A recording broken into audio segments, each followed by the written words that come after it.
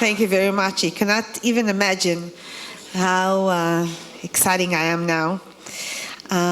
Standing here to look at this vision that's really happening. So I'm very happy, and thank you for coming here, everybody. Our partners in this journey, Ms. Nicole Hod, Mirage Foundation Israel, Mr. Doron Miller, why are you here? Israel Innovation Institute, and the Startup National Central. Thank you very much. Our esteemed colleague from the UNCCD, Mr. Jeroen van Dalen. Where are you? Here. Thank you very much for coming to Israel. Friends and colleagues, I'm very happy to be taking part in this special event, the launch of the DeserTech Report. COP26 highlighted, on the one hand, just how critical it is that we meet our global climate targets, and on the other hand, just how challenging meeting these global targets will be. At the same time, in the lead up to COP26, the Israel government set for the first time the ambitious goal of achieving net zero emissions by 2050, which is now anchored in our climate law. Reaching our global targets and national goals will require not just innovative public and private sector leadership, but the creation of a new and unprecedented ecosystem of innovation. This is the goal of DeserTech, to bring together stakeholders across sectors, fields, and borders to create the innovation ecosystem that will spur solutions that are not only feasible, but viable, cost-effective, and scalable at the global level. The report we are launching today confirms yet again the need to support innovative Israeli climate and environmental technology in view of the global efforts to deal with the climate crisis.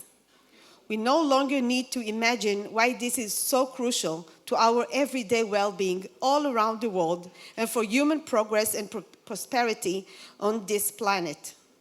The current heat wave striking multiple countries right now, as well as the ongoing energy crisis unfolding with grave consequences for the cost of living and energy security, all point to one thing only: we cannot continue with business as usual. As all us present here surely understand, tackling the climate crisis can also bear an enormous economic promise. This is a potential yet to be fulfilled by us, and we believe that this is one of these cases where the government intervention can have dramatic positive effect. At the Ministry of Environmental Protection, we take a holistic approach, attending to both demand and supply. We aim to correcting significant market failure occurring in the environmental context. When it comes to climate and environmental technologies, we assume that there is a market failure. Because of a too high in risk and too long-term return, private capital investment in these technologies has been relatively modest compared to classic high-tech areas that Israel is best known for. Together with Israel Innovation Authority, we rolled out support for scale-up pilot projects and innovation lab working with young startups at the amount of 60 million shekels so far. And we intend to continue because it is clear to us that Israel can and must do so much more to realize the local technological potential and to benefit from the global potential of climate and environmental markets. Estimated to reach more than 9 trillion euros in 2030. In parallel, we work with the financial sector in Israel in multiple channels to create regulatory clarity, including a local taxonomy for Israel. The new report shows that with regard to desert technologies are facing similar difficulties like other climate and environmental technologies. One of the findings presented in the report is that even though 2/3 of DeserTech startups were founded more than 5 years ago. 86% of them are still small-sized startups with less than 50 employees. It shows, once again, how challenging it is for climate startups to scale up, grow up, and become self-sufficient businesses. Our goal is to address these challenges throughout the economic value chain. An interministerial team on climate technologies innovation that I led together with my counterpart from the Ministry of Energy and Innovation Authority recommended that we enhance support for project development from basic research in academia through encouraging applied research in academia and collaboration with industry, to boosting young ventures in early stages of development.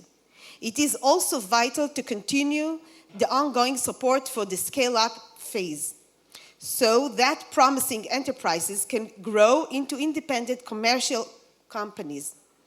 And of course, support in the international arena so that Israeli technologies can realize the global potential.